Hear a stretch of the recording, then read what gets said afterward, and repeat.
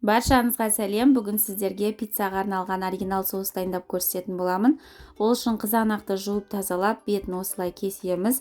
Ыстық қайнап тұрған суды құйып, шамамен 10 минутқа қалдырамыз. 10 минуттан кейін сыртын осылай тазалап аламыз. Кейін майда бөліктерге бөліп, блендердің көмегімен жақсылап езіп аламыз.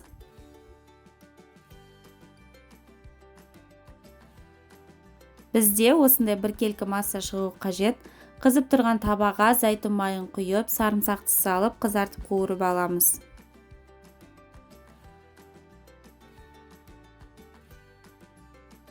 Орегано саламыз, паприка салып, жақсылап қуырып аламыз. Біздің езіп алған қызанағымызды құйып, соңынан тұз салып, баяу отта 10 минут қайнатамыз. Міне біздің соусымыз дайын, міндетті түрде дайындап көріңіздер.